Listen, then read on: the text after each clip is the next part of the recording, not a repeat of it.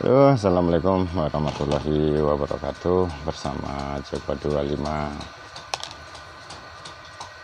Seedling Farm Klinik Tani Aglonema. Ini adalah rutinitas kita dalam melakukan pra atau sebelum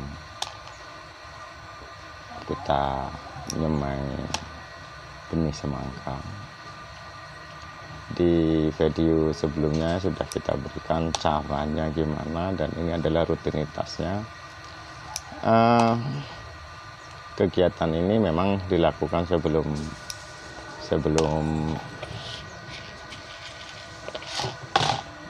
kita semai.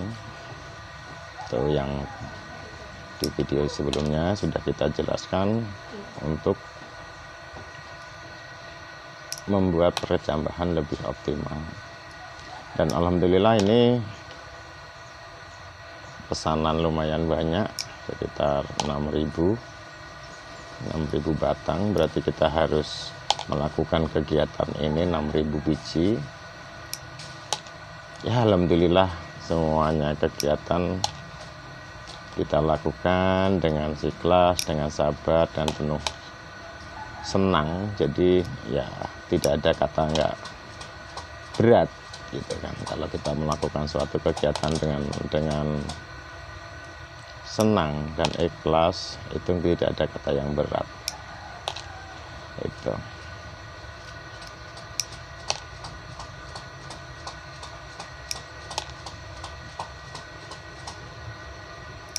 memang ya tidak semua tenaga kerja yang di sini kita bolehin untuk kegiatan ini, karena kalau ini kita bolehin nanti ada kerusakan atau kesalahan. Masalahnya satu biji kayak gini nih, harganya sudah 1.350 satu, bayangkan satu. Jadi harga satu ini 1.350 rupiah, karena satu bungkusnya sekitaran 335.000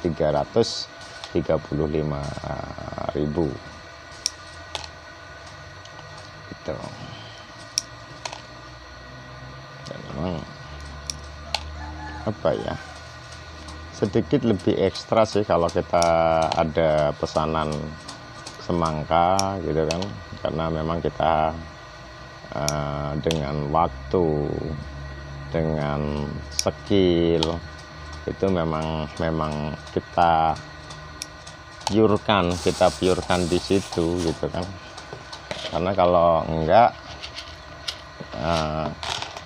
ya banyak yang terbuang. Kenapa terbuang? Karena enggak tumbuh itu.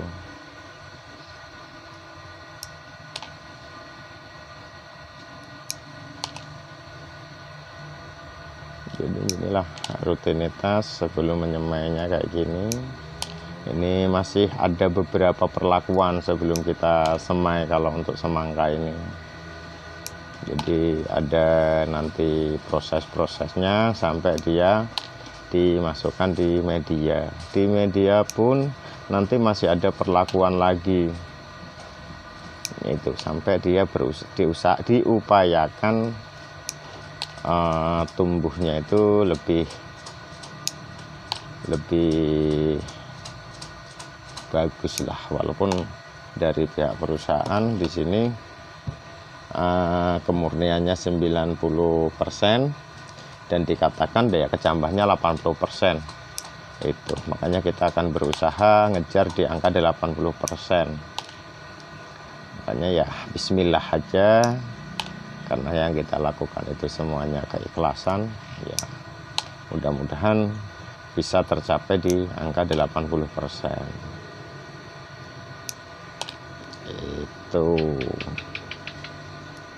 jadi ya semuanya kita lakukanlah dengan hati senang.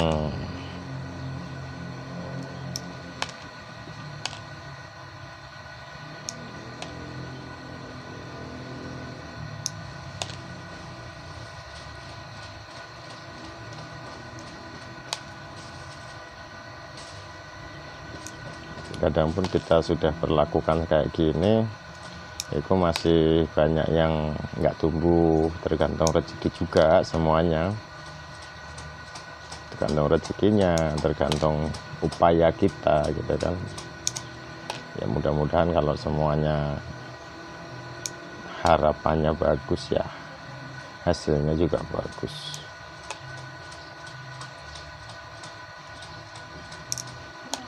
Nah, namanya di pembibitan kayak gini, dari biji yang belum ada daun, kita upayakan sambil berdoa minta ya kelancaran dari Allah Subhanahu wa Ta'ala supaya optimal kan gitu.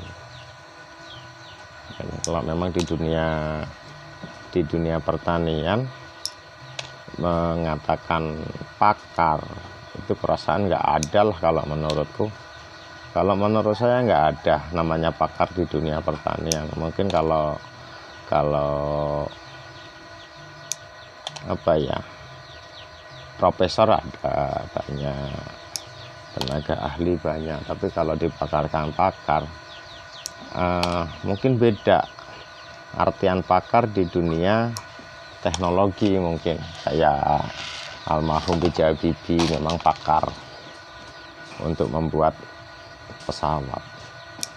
Tapi kalau di dunia pertanian itu kaitannya sama yang punya bumi, Allah Subhanahu wa Ta'ala. Kalau dia berkehendak untuk nggak tumbuh ya nggak tumbuh. Kalau dia berkehendak rezekimu banyak tahun ini ya banyak tahun ini gitu.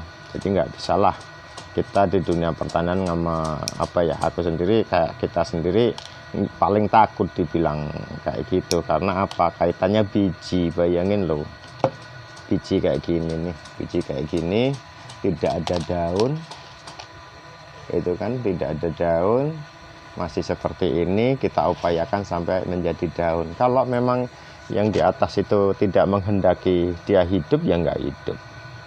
Karena ya itu tadi kaitannya dengan benih itu sendiri, dengan kita, dan yang utama Allah Subhanahu wa Ta'ala yang apa ya, kun fayakun lah, yang kun fayakun. Jadi seperti itu kalau di dunia pertanian. Jadi kalau ada yang bilang di dunia pertanian budidaya bilangnya pakar dan lain sebagainya, ya cukup, ya itu hak lah, artian hak, nggak bisa menyalahkan.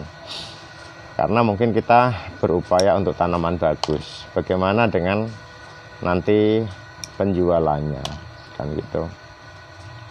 Penjualannya itu juga tidak terkait dengan 1-2 orang, maksudnya kan di situ. Jadi nanti buah semangka dari petani sudah ini diambil sama pengepul dibagi lagi ke lapak dibagi lagi, ada yang dijual langsung, ada yang dibagi lagi, minimal 4 rantai. Nah itu 4 rantai, bener harga di pasar atau user price-nya itu tinggi. Tapi kalau petani kan bagian yang pertama, jadinya harganya ya harga petani kan gitu loh. Itu sampai di situ. Kembali lagi kalau ke arah situ namanya rezeki. Kalau sudah itu ya mau gimana lagi kan gitu. Makanya ya adanya cuman usaha dan usaha, optimis untuk besoknya kan gitu aja sih.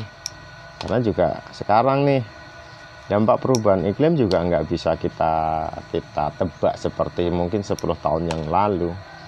Kalau 10 tahun yang lalu dampak perubahan iklim itu insya Allah kita tebak. Tapi untuk tahun 2021 di mana curah hujan dari Januari sampai dengan saya buat video ini tanggal 15 Oktober termasuk curah hujannya tinggi.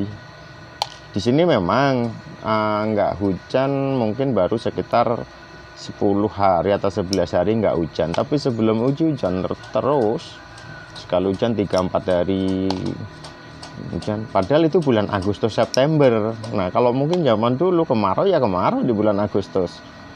Awal kemarau di bulan 7, bulan 6. Bulan 6, bulan 7 awal kemarau.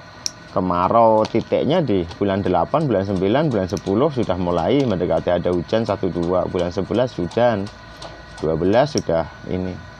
Tapi kalau sekarang nggak bisa lah kita nebak-nebak dampak iklim. Bisanya kita bagaimana mensikapi dikala iklim itu berubah hari ini untuk besok, kan gitu kan. Seperti ini itu. Jadi kayak kalau kita ngomong dampak iklim sudah nggak bisa untuk keluhan. Ya adanya kita bagaimana kita gandeng,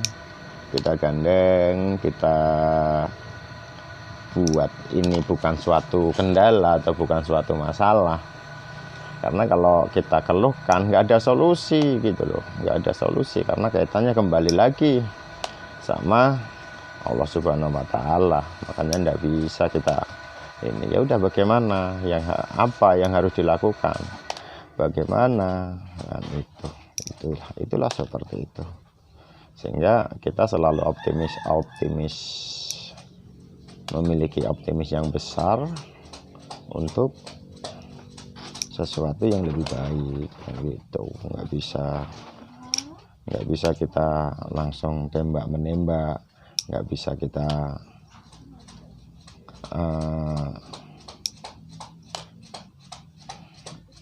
mengeluh, marah-marah, kan gitu kan. Wah, sekarang gini ya nggak inilah, nggak fair lah menurut kita. Ya itulah apa yang kita rasakan hari ini, apa yang kita ini kan hari ini ya. Itu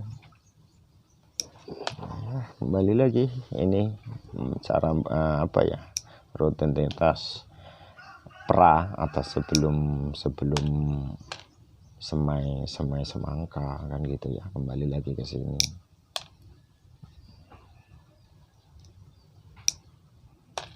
Yang penting pesanan 6.000, harapannya bisa tumbuh dengan kita melakukan ini dengan asik ya, dengan buat video, kan gitu kan. Mudah-mudahan di konten YouTube banyak yang lihat, banyak subscribe-nya, banyak yang like, dan ya mungkin tambahan ilmu buat kita, buat ini kalau mau pemula yang pengen berbudidaya tani, kan gitu kan. Itu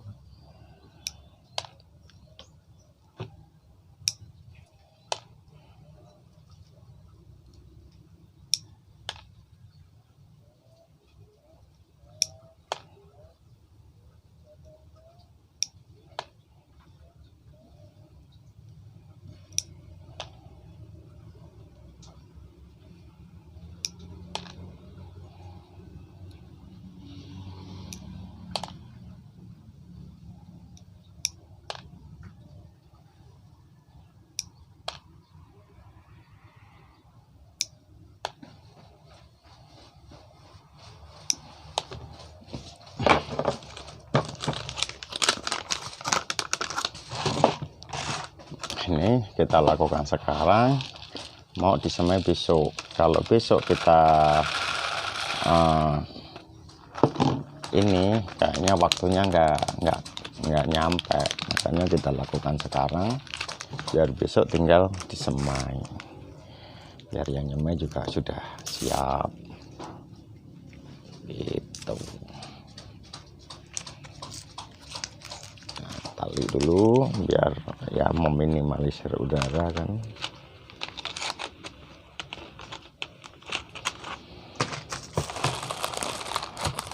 Kalau semua nanti susah ngukurnya, bisa-bisa aja kita buka semua, nanti yang paling belakangan apa ya, melempem.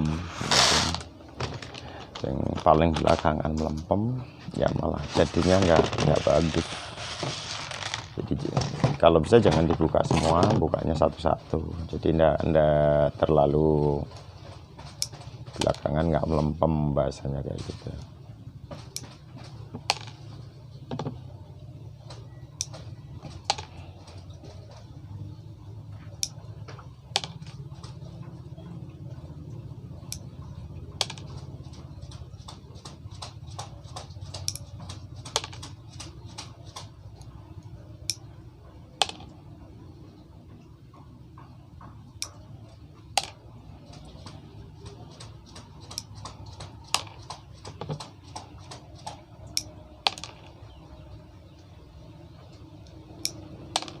Kelikan mon.